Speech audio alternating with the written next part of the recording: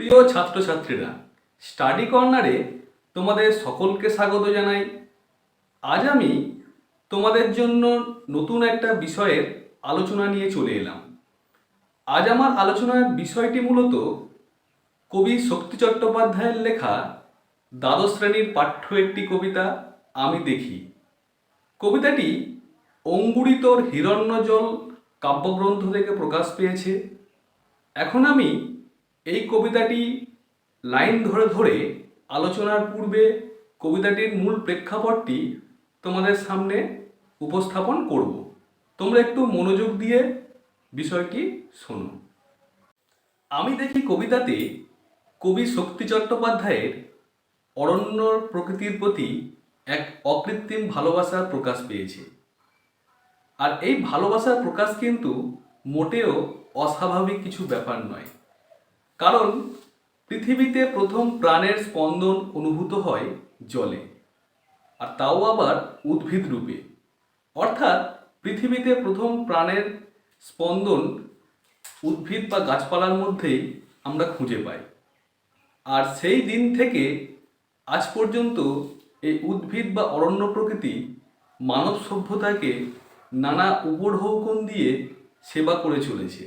অর্থাৎ আমরা এই অরণ্য প্রকৃতি থেকে নানা উপসামগ্রী পেয়ে আমাদের দৈনন্দিন জীবনটাকে আরও আনন্দময় ও সুখ সমৃদ্ধিতে ভরিয়ে তুলতে পারছি। কিন্তু বর্তমান যান্ত্রিক সভ্যতায় আগ্রাসী মানুষের দ্বারা এই অরণ্য প্রকৃতি কিন্তু ধীরে ধীরে ধ্বংস হয়ে যাচ্ছে।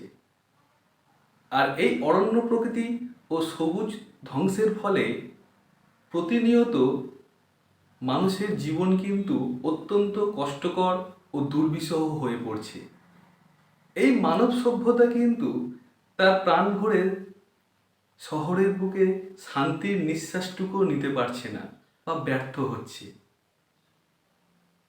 আলোচ্য এই আমি দেখি কবিতার মধ্যে কবি শক্তি চট্টোপাধ্যায় তাই সমস্ত শহরবাসী মানুষকে উদ্দেশ্য করে বলেছেন তারা যেন এই শহরের বুকে অরণ্য প্রকৃতিকে আবার নতুন করে রোপণ করে। কারণ তিনি জানেন এই অরণ্য প্রকৃতিই কিন্তু এই মানব সভ্যতাকে আবার নতুন করে জীবন দান করতে পারে। এখন আমি এই কবিতাটি লাইন ধরে আলোচনা করে তোমাদের সামনে বিষয় আমি দেখি গাছ তুলে আনি। এখানে কবি শক্তি চট্টোপাধ্যায় অরণ্য প্রকৃতি বা জঙ্গল থেকে গাছ তুলে আনার কথা বলেছেন। বাগানে বসাও, অর্থাৎ শহরে যারা বাস করছে সেখানে কিন্তু গাছপালার একান্তই অভাব রয়েছে। অর্থাৎ অরণ্য প্রকৃতি শহর জীবনে কিন্তু আর খুঁজেই পাওয়া যায় না। তাই সেই শহরে বসবাসকারী মানুষদের উদ্দেশ্যে কবি বলছেন যে তোমাদের যেটুকু জায়গা রয়েছে সেখানে কিন্তু বৃক্ষরোপণ বা গাছ কিন্তু রোপণ করতে হবে। আমার দরকার শুধু গাছ দেখা। কবি দীর্ঘদিন শহর জীবনে বসবাস করছেন। তিনি চোখের সামনে দেখেছেন কিভাবে এই অরণ্য প্রকৃতি শহর জীবন থেকে হারিয়ে গেছে। তাই তিনি আকাঙ্ক্ষা প্রকাশ করেছেন গাছ দেখা। তিনি চাইছেন একটু মুক্ত জীবনের জন্য গাছ দেখার অত্যন্ত প্রয়োজন। গাছ দেখে যাওয়া, তিনি গাছ দেখার বারবার কিন্তু আকাঙ্ক্ষা প্রকাশ করছেন কবিতাতে। গাছের সবুজটুকু শরীরে দরকার, আরোগ্যের জন্য ওই সবুজের ভীষণ দরকার। অর্থাৎ গাছের সবুজ অংশ বলতে আমরা গাছের পাতাকেই বুঝে থাকি, এবং এই সবুজ কিন্তু আমাদের মনটাকে অনেকটা সতেজ রাখে। আরোগ্য বলতে রোগ মুক্তি, অর্থাৎ আমাদের শরীরের যদি রোগ মুক্তি ঘটাতে হয় তাহলে কিন্তু গাছের ওই সবুজ অংশ কিন্তু অত্যন্ত প্রয়োজন, এটা কবি মনে করেন। কারণ শহর জীবনে যারা বাস করছে তাদের জীবনটা কিন্তু প্রতিনিয়ত দুর্বিষহ হয়ে পড়েছে। তারা এই সবুজ জিনিসটাকে খুঁজে পাচ্ছে না। তাই গাছের সবুজ অংশ তারা যদি পায় তাদের কিন্তু রোগ মুক্তি অবশ্যই ঘটবে। তাই তিনি বারবার করে এই কবিতাতে সবুজের আহ্বান জানিয়েছেন, এবং শহরের প্রতি বাগানে কিন্তু তিনি এই বৃক্ষরোপণ বা গাছ রোপণের কথা বলছেন।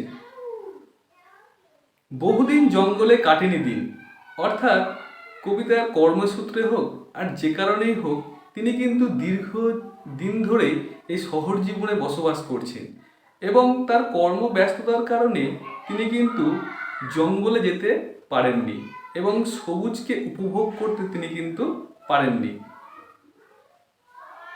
বহুদিন জঙ্গলে যায়নি, বহুদিন শহরে আছি, অর্থাৎ কবিতার কর্মব্যস্ততার কারণে জঙ্গলে যেতে পারেননি, তাই সবুজকে দেখার কিন্তু তার আকাঙ্ক্ষা এখনো চরিতার্থ হয়নি।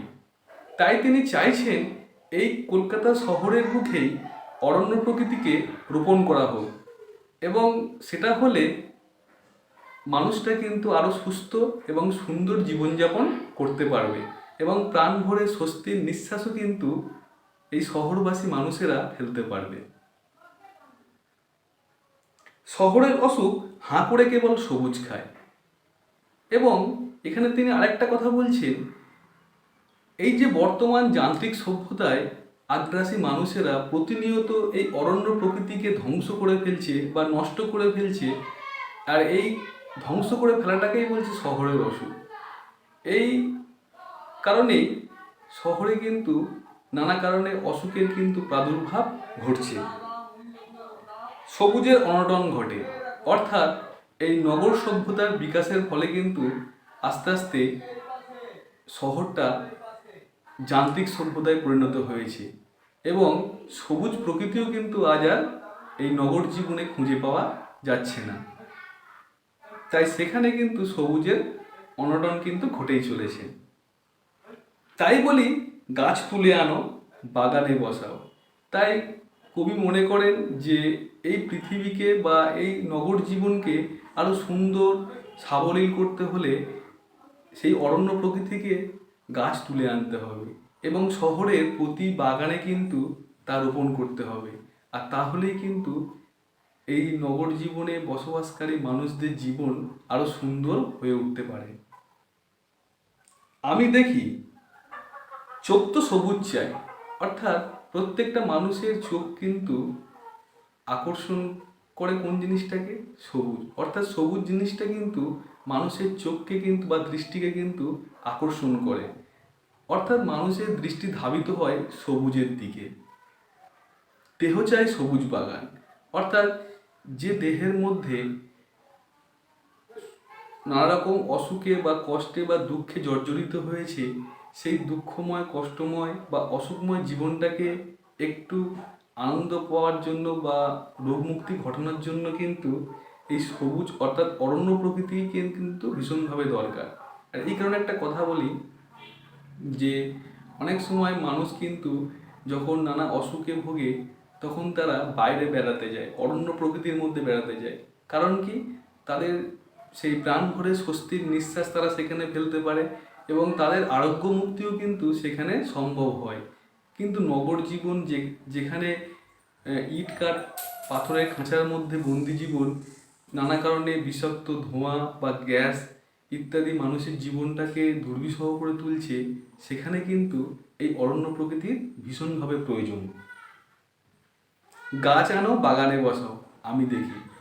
এবং কবি তার কবিতার শেষ লাইনেও কিন্তু বারবার করে এই আকাঙ্ক্ষাটাই প্রকাশ করছেন যে নগর জীবন যেহেতু ইট কাঠ পাথরের খাঁচার মধ্যে বন্দি এবং যেখানে বিষাক্ত ধোঁয়া প্রতিনিয়ত মানব জীবনটাকে দুর্বিষহ করে তুলছে এবং মানুষ তার প্রাণ ভরে স্বস্তির নিঃশ্বাসটুকু ফেলতে পারছে না, সেখানে কিন্তু মানুষকে যদি তার সুন্দর স্বাভাবিক ছন্দময় জীবন পেতে হয় তাহলে এই অরণ্য প্রকৃতিকে আবার সেই শহরের বাগানে বসাতে হবে। আর তাহলেই কিন্তু মানুষ তার সুন্দর ছন্দময় জীবন আবার কিন্তু পুনরায় ফিরে পাবে। আমার এই কবিতার আলোচনা আমি এখানেই শেষ করলাম। তোমাদের যদি কবিতাটি ভালো লেগে থাকে তাহলে কিন্তু তোমরা অবশ্যই লাইক, শেয়ার ও কমেন্ট করবে এবং চ্যানেলটাকে সাবস্ক্রাইব করবে। তোমাদের যদি এই কবিতা থেকে কোনো প্রশ্ন থেকে থাকে তোমরা অবশ্যই কমেন্ট করে জানাবে, আমি তোমাদের প্রশ্নের সমাধান করার চেষ্টা করব।